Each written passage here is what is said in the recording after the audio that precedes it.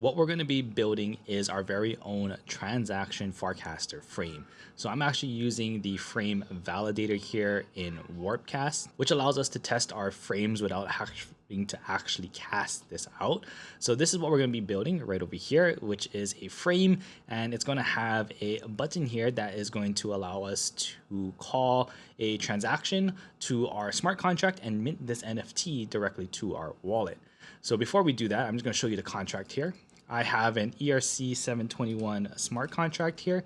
You can see this is on the Optimism mainnet. I have one NFT right now, which is one I claimed for this demo. I'm going to go back to our frame validator here. I'm going to hit mint NFT. So what would appear here is a transaction window that's going to show us, hey, look, we simulated our transaction here. This is the domain it's coming from, the chain that it's on, the account that it's going to send the NFT and interact with. So right here, we're going to continue to our wallet. This is going to be my MetaMask wallet.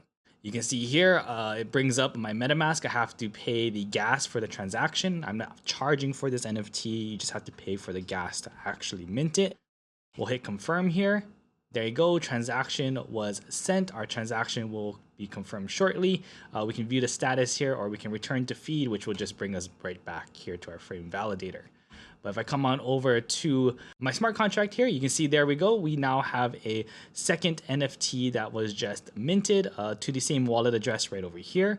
And again, this is what we're going to be building. We're going to be building a transaction frame, allowing a user to put up a frame and allowing people to then claim an NFT from it. Hey everyone, Sean Watasa here, back with another video tutorial, and in today's video we are going to be building our very own Farcaster transaction frame. As you saw in the demo in the beginning of this video, we're going to be creating a frame with a simple mint button that allows a user who sees our frame to claim an NFT directly from the frame itself. Now, an overview of what we're going to be doing in this video, we're going to first deploy ourselves an ERC-721 smart contract that we are going to use as the NFT to allow users to claim.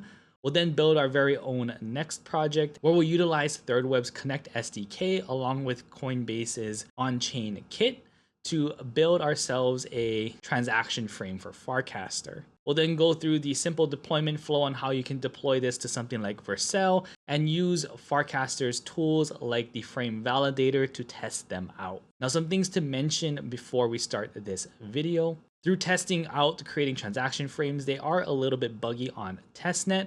Now, we will walk through how to deploy the complete smart contract on a testnet, but the smart contract that we actually use within our frame will be on the Optimism mainnet. Now, I always suggest that you start off by deploying your smart contracts to testnet just to make sure you do everything properly the first time around.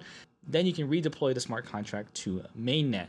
Optimism's gas fees and deployment fees are fairly cheap, so it's not too expensive to deploy your own mainnet on a supported chain for Farcaster like Optimism or Base. With all of that said, let's jump on the computer here and let's deploy our contract.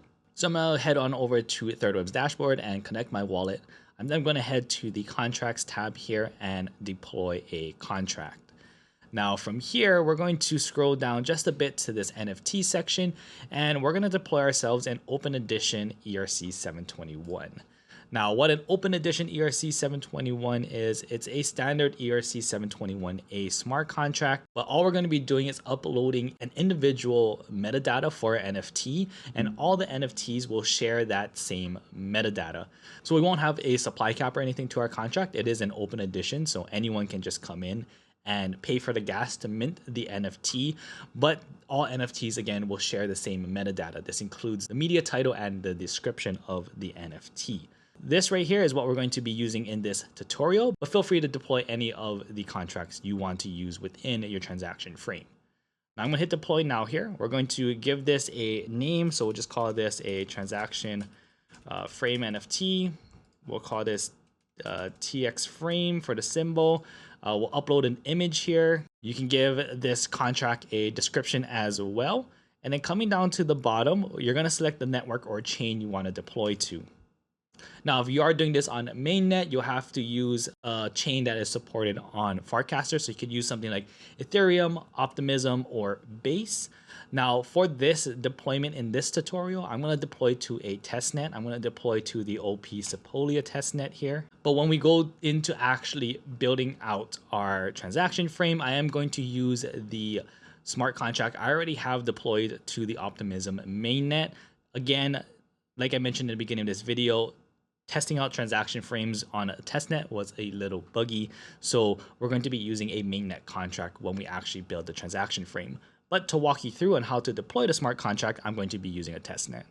So again, we choose our testnet here. I'm going to hit deploy now. We'll get a window here that pops up saying we have to pay for the gas to deploy our contract. We'll hit confirm. We'll get one more transaction here to confirm this is to set our NFT's metadata. Then we're going to finally get a signature request here to add this contract to our contract dashboard. So we're going to sign that. Once that's been deployed, you'll be brought to your contract dashboard here. And you'll have to set up a couple things for this contract. So we're going to come onto the left-hand navigation here, and I'm going to come over to the NFTs tab, and we're going to set the NFT metadata. So again, what I'm using in this tutorial is an open edition ERC-721. There's no supply cap to this smart contract, but again, all NFTs are going to share the same metadata. So I'm going to add a name here. I'm just going to call this Transaction Frame NFT. Select an image. You can add a description. You can add some advanced options like image URL or animation URL. But once you set your metadata, you're going to just hit set metadata or NFT metadata right over here. You're going to get a transaction to confirm and save this. So right over here, we're going to confirm. Once that is set, the second thing we need to set up is our claim condition. So on the left-hand navigation again, we're going to head right under the NFTs tab to the claim conditions tab, and we're going to set the claim condition for this NFT. Now you can select the different claim conditions here. We're going to select public for this. Now, if you do want to charge for the NFT, you can put in the price right over here. But for this tutorial, I'm going to leave it free. The user just needs to pay for gas in order to claim the NFT. We aren't limiting this NFT drop. We're going to keep it as unlimited, and a wallet can claim as much as they want as long as they pay for the gas. So we're going to save this here as our claim condition. I'm going to hit save phase. We're going to confirm that transaction there. And there you go. We now have our claim condition set and our NFT metadata set. And that does it for our ERC-721 smart contract. Again, this example here was deployed on a testnet. I am going to be using a mainnet contract, which is this contract right over here that we're going to use to build our transaction frame out. Again, testnet was just a little buggy when we did some testing and building out of the transaction frame. But on mainnet, it works just fine, and that's what we'll be using. And with all of that set, let's now build out our transaction frame. So I'm gonna open up my terminal here, and I'm gonna create myself a new next project. So we're gonna run npx create next app, and I'm gonna call this one transaction frame. Now for our next project, we are going to use TypeScript. I'm going to say no to ESLint, no to Tailwind, yes to source directory. I'm going to say no to app router for this. And I'm going to say no to customizing the default import alias here. So we'll create our project here. Then I'll change into our transaction frame project. And the next thing I'm going to do is install thirdweb. Now I'm going to change into my next project here, and then I'm going to use yarn and add, and we're going to add thirdweb. And once that is done, we can just open this in our code editor, and we can start building out our transaction frame. What we just installed was thirdweb's new Connect SDK. So headed on over to thirdweb's documentation here. This will be linked down in the description below as well. You can see installation here. You can install using npm yarn, pnpn, or button here. And you just need to install thirdweb. And this is what we're going to be using along with Coinbase's OnchainKit to build out our transaction frame. OnchainKit here from Coinbase gives us some nice TypeScript utilities here that we can use for Farcaster and for frames. So if we click on frames here, we'll be using some of these here to build out our transaction frame. So coming back to my code editor, first thing we're going to do is build out our frame. Now, if you never built a frame before, essentially we are going to be using meta tags within the head tags of our application here. And if we come into our source folder and I come into pages, I'm going to head over to the index.tsx page here. And again, these meta tags right over here is what we're going to be using to build out our frame. Now I'm going to delete everything in here. I'm not going to use any of this within our app. And I'm going to delete everything within the head tag as well. I'll get rid of this fonts here. And we're going to just get rid of all of these imports here. So within the head tag here, we're going to create some meta tags. Now we're required to have a few meta tags here. The first one is going to be, we're just going to say property here is going to be our OG title. This is going to be the title of our frame here. We can set the content here. And what I'm going to do is just right outside of here, I'm going to create a title variable here and set my title to transaction Farcaster Frame on optimism. We're also going to create a variable for our frame image URL, which is going to equal, we'll make one more variable here. We're going to create a variable for our host URL, which is going to equal, we're going to save this in our environment variables. So we'll just say next.env.next public and then host URL. And then for our frame image URL, this is going to be our host URL, and then slash, we call this NFT image.png. So I have an image for my Farcaster frame, which I'm going to drag into my public folder here. So right over here, I have my next image.png, which is the same image as our NFT. This is going to be what displays in our frame. And that is what we're setting the frame image URL to. We're setting the title just for the title of our frame here. And we're setting the host URL to the URL that we are going to deploy this transaction frame to once we deploy it. So for the meta tag, we need an OG title here. The content for this is going to be our title. We also need to specify now that this is a Farcaster frame. So we're going to get a metadata or a meta tag. And we're going to get property. This is going to equal our FC frame. We set this by saying content is v next. Next, we're going to set our image for our frame. So we're going to again get some meta tags here. We're going to set the property of this to FC frame image. And we're going to set the content of this to our frame image URL. Now, because our frame or our image here is a 1:1 ratio image, we're going to set the ratio. By default, I believe the Farcaster frame is a 1:19. So by default, it's going to crop to that aspect ratio unless you change it. So you can change it here by creating another meta tag, setting the property here to FC frame image and then aspect ratio, and then setting the content of this to 1:1, and then you can specify the aspect ratio of the image. Next thing we want to add is the mint button. So I'm going to come back to our frame validator really quick just to show you here. So that is going to, the ones that we just created is going to be for the frame image that gets displayed in our frame. Next, we need to add the button down here. So we're going to create a meta tag again, this one with the property here of FC frame button. Now, in a frame, you can have up to 4 buttons. So we're going to say and specify that this is a button number 1. And then for the content, you're going to provide it with the text of what you want the button to say. So in this case, it's going to say mint NFT. Now we can specify what this button is going to do. And we can specify that this button is going to have the action of executing a transaction. So we're going to say property here. We're going to say FC frame button number 1 has the action here. And then the content, we're going to set this to transaction. And then finally, for a transaction frame, we need to give it the target of which this button is going to get the transaction data and execute the transaction. So we're going to say meta here. For this one, we're going to say property is going to be an FC frame number 1.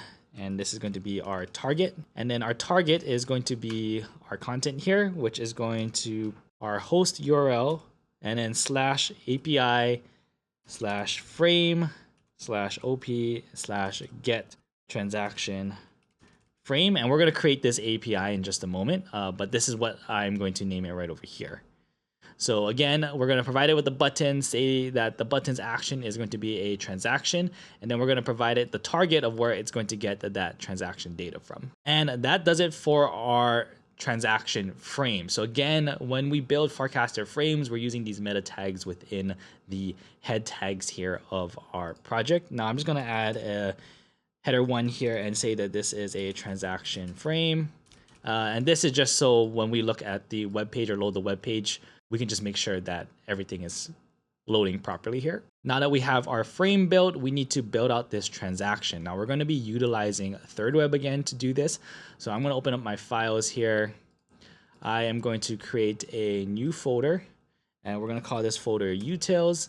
And in this utils folder, we're going to create a file called constants.ts. And in this constants.ts, we are going to first get our thirdweb client. So we're going to be using our thirdweb client. So we're going to have to export a variable here called client, which is going to equal our create thirdweb client, which we are going to import from thirdweb. And then we are going to provide our create a thirdweb client here with a secret key. We're going to be using this client here on the backend side. So we're going to provide it with our secret key. So we're going to actually store this in our environment variable. So we're going to say process.env we'll say thirdweb secret key. And then we'll also say as a string here. Then we're going to get the chain. So we're going to export another variable here called chain. And to set our chain, we're going to use the define chain here from thirdweb. And we are going to define the chain that we are going to be using. So depending on the chain that you deployed your contract to, you're going to put that into here. Now I use Optimism, and I'm going to import Optimism from thirdweb/chains here. And I'm going to provide a define chain here, and I'm going to say Optimism. There you go. So now whenever we need to provide our chain, we know that Optimism is the chain that we are using. And then finally, we're going to export our ERC-721 contract address. And again, this is going to be stored in our environment variable as well.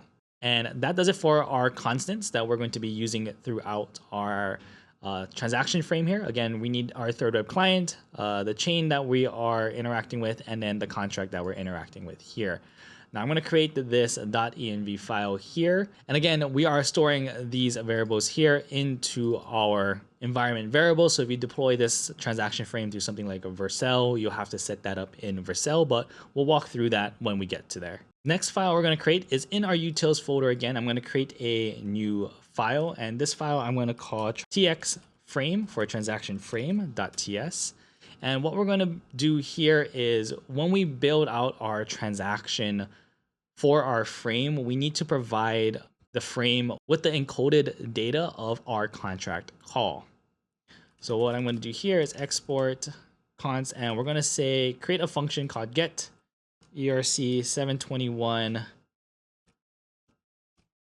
prepared encoded data. This is going to be an async function, and we're going to provide it with a wallet address that we need to send the NFT to. So to create this function here, we're first going to get the contract, and we're going to get this contract using the Connect SDK from thirdweb. So we're going to create a variable here called contract. We're going to use a get contract here. Now for get contract, we're going to provide it first with our client, which we can provide it with our client from our constants file we created.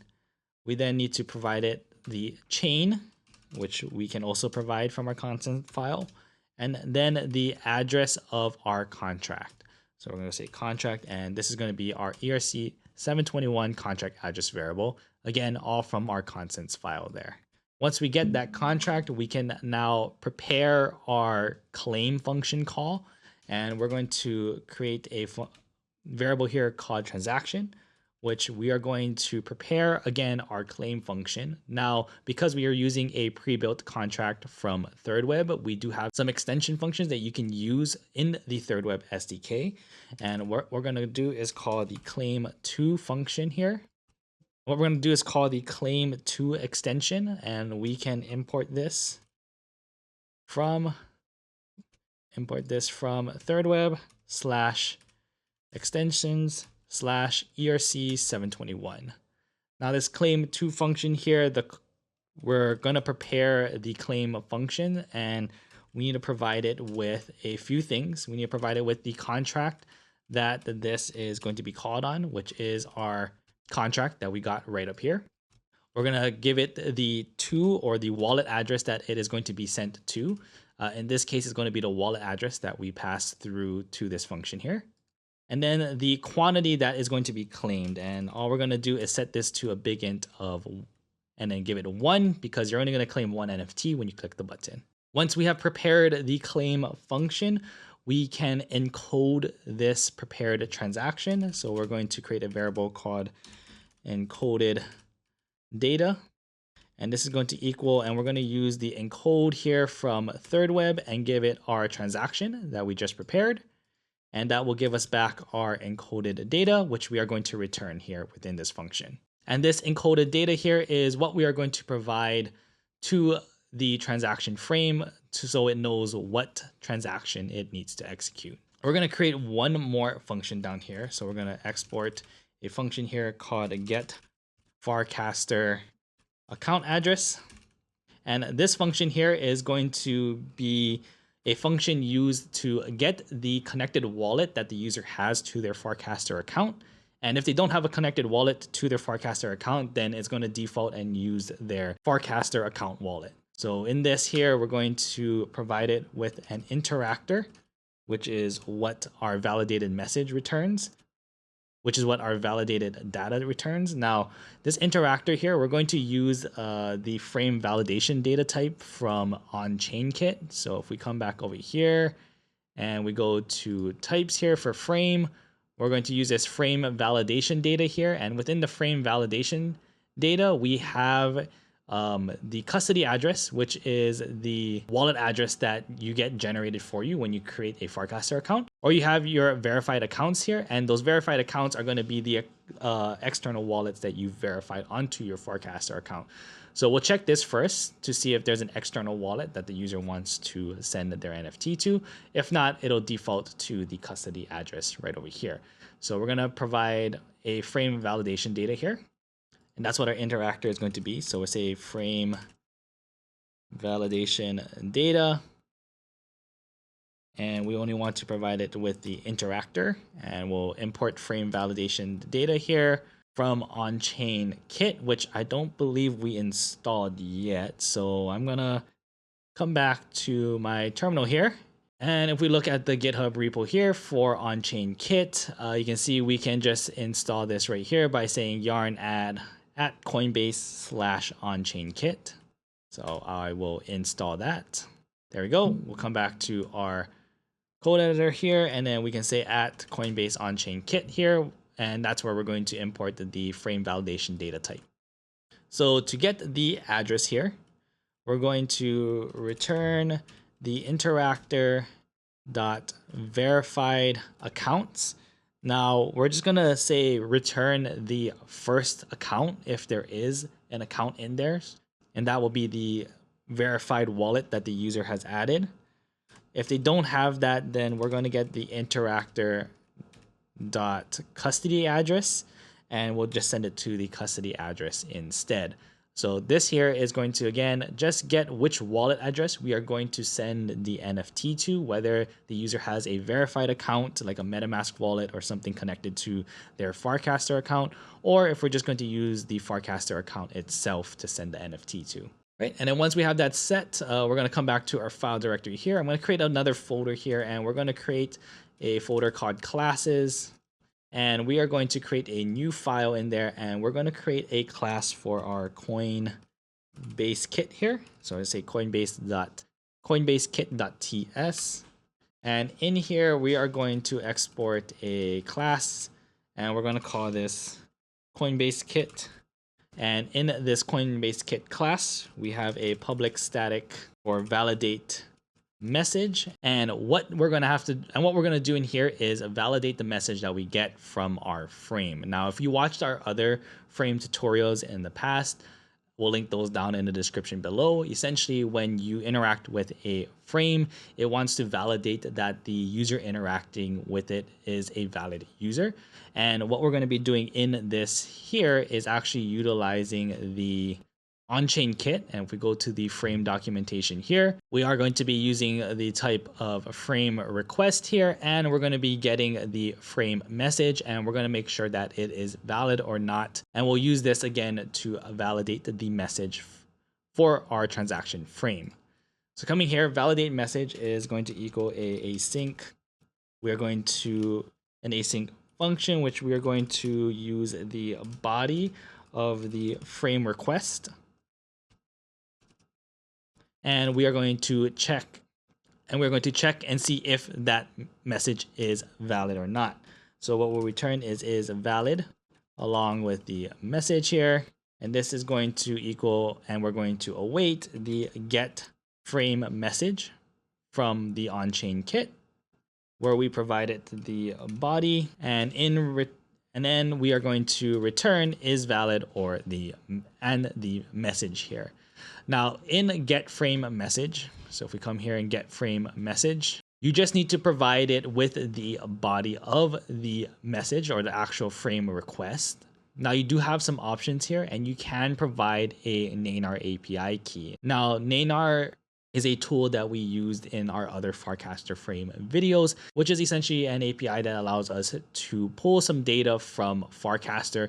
We were able to use this for things like getting cast reactions, like whether or not a user has liked or recasted a certain cast. But they also have a API to validate a message as well. We found that utilizing Nanar's API was much more consistent when interacting with a transaction frame. You don't have to provide it here. It is an option. But if you do have Nanar, you can use that here. Just to give you a heads up though, Nanar is a paid service. So you do have to be on one of their plans in order to get your API key. But if you did have it and you did want to use it, all you need to do down here in their options is just provide a Nanar API key, which you can just store in your environment variable here.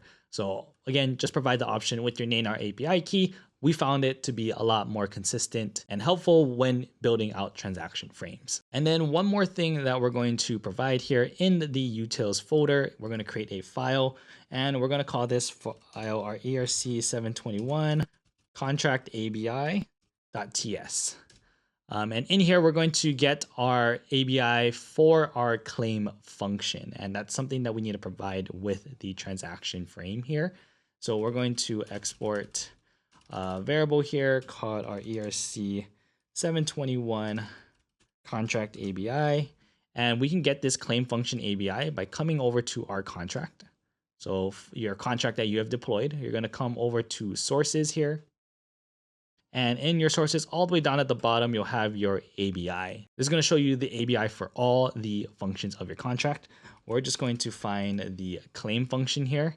So we're going to look for this really quick as we scroll through, and that's tokens claimed, claimer, and right over here we have our function and name claim right over here. So all I'm going to do is take this ABI right over here, copy that, come on over here, and we are going to paste that in brackets.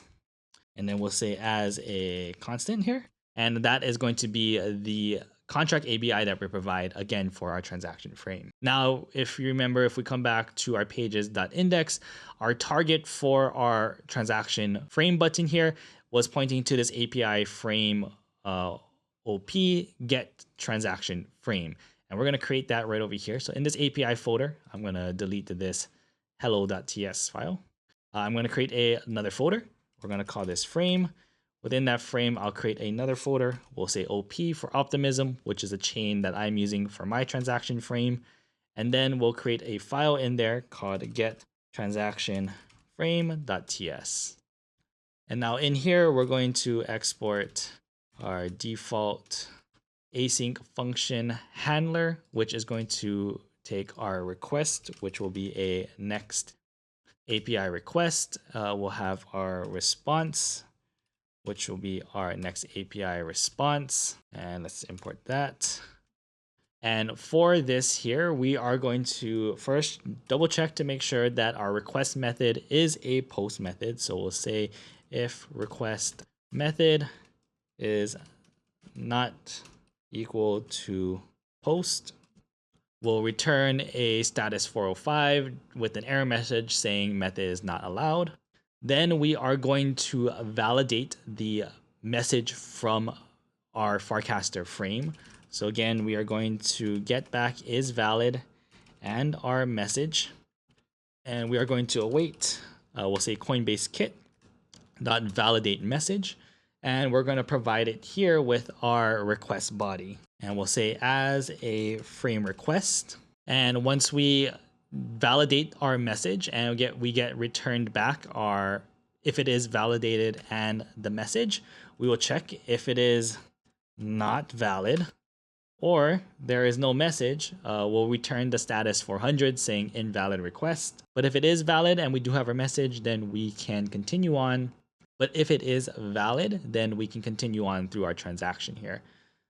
So next, we're going to get the account address that we need to send the NFT to. And we can do this by using our get Farcaster account address function that we created.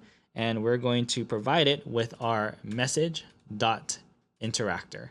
And again, with that, if we look at our Farcaster frame, again, we're getting back our frame validation data, which is going to give us the FID, the custody address, the verified accounts. And what we're going to be doing there is just getting either the verified account or the custody address if there is no verified accounts. So once we get the address that we need to send the NFT to, let's get the data prepped for our transaction, which here we are going to await. And we're going to use our get ERC-721 prepared encoded data. And we're going to provide it with our account address. And let's see, promise. Oh, so we'll just say right here, await and get our account address. So again, this get ERC-721 prepared encoded data function is what we created here. It takes the wallet address that we need to send the NFT to. We get our ERC-721 contract. We prepare the claim function here with the contract, the to address, and the quantity that is being sent. We get that transaction data. We encode that data here, and we return that encoded data.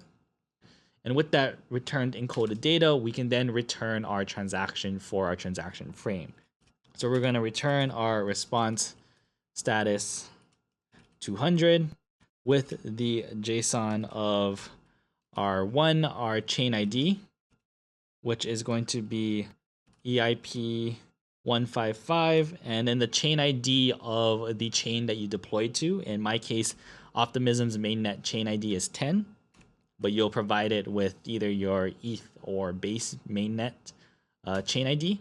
The method that we are going to be calling is a ETH send transaction, and then the params for that are going to be one, we're going to provide it with our ABI, which is going to be our ERC-721 contract ABI. Then we'll set the 2, which is the contract that we are going to be calling this on here, which is our ERC-721 contract address. The data here we're going to provide it is with the data that we just got back here, which is our encoded transaction data. And then the value that we're sending, we're not sending any value with this. So we're just going to say here 0. And that does it for our transaction frame. So again, a quick run through. We just check to make sure that our frame request is a post request. We check our request body here. We check if, and we run it through our validate message, and we get back if our frame message is validated. And if it is, we'll get our account address. Again, we either get the verified account, if not the custody address. We then get our encoded transaction data here, and we return that as our transaction frame, where a user will then be able to go through the mint process of our NFT directly from the transaction frame. So once that is set, you are ready to deploy your transaction frame. Now, in this tutorial, we're going to use Vercel here to deploy it. I'm just going to open up my terminal here and run Vercel. If you don't have Vercel installed, we'll link that down in the description too. But once you do, all you need to do is run Vercel. We're going to say set up a deploy here for our transaction frame. Yes, I'm going to deploy it to my account here. Is this an existing project? No, it is not. We'll name this project transaction frame, directory where our code is located, which is just the main directory there. Are we going to modify these settings? No. So this is going to deploy here. We'll open this up, and we're going to have this deploy to Vercel. Now, while this is going here, I'm going to set up my environment variables. So you can just come back to the project that you just deployed. You can see your deployments are running right over here. We're going to go to settings. We're going to set up our environment variables. And in here, you're going to set up your key and values for all the environment variables that you need to provide. Now, these environment variables are going to include your host URL, your Nainar API key if you are using Nainar, your thirdweb secret key, and your contract address. And then you'll just provide the values for those right over there.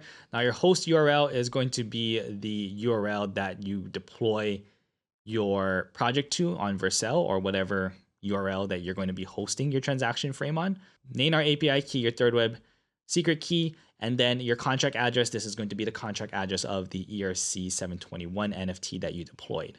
So I'm going to fill in these environment variables here. Once that's done, you just hit save, and then we'll go back to our deployments. So that is done. You can see here, we're going to come back to our deployments here. We'll check on it. It looks like it's finished. And this is the domain or URL here that my project got deployed to. So if I open this up in a new tab, you can see we have our web page here that says transaction frame. And that is because in our index.tsx file here, we just have that header one here that says transaction frame. So I'm going to actually take this URL and add that into my environment variable for my host URL. So again, coming back to your settings, environment variable, you can find your host URL. We're going to edit that, and we're going to paste that in. Now I'm going to do this without a backslash here, and we'll hit save. And there we go. So now coming back to my deployments. So now we can come back to our transaction frame here. Let's copy this URL. Let's head on over to the frame validator. So we'll provide the link to this frame validator. It's a way where you can test out all your Farcaster frames. You can test them out before actually casting them. So in this frame validator here, we're going to paste in our new project URL here. We'll hit this reload button here on the side. And looks like we have a error here for our frame image. So let's actually double check this here. We have our frame image URL, and then we have our frame image here. Sorry, for frame image, not the property, but the name for the meta tag is supposed to be set to FC frame image, not property. Same thing goes for the aspect ratio as well. So it's going to be name, not property. So let's fix that, and let's actually just redeploy this, and I'll come back to the frame validator once this is deployed again through Vercel. All right, so our redeployment of our transaction frame just finished. We'll come back to the frame validator. Let's hit that refresh button again. There you go. You can see our frame is now working. We have our image here. You can see all the properties here. You can see that everything looks good. Our aspect ratio to our button, to our post URL, All of that looks good.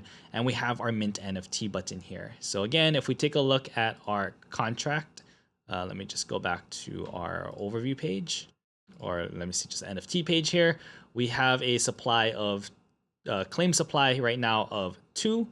So if we come back to our developer, our frame validator here, we hit mint NFT.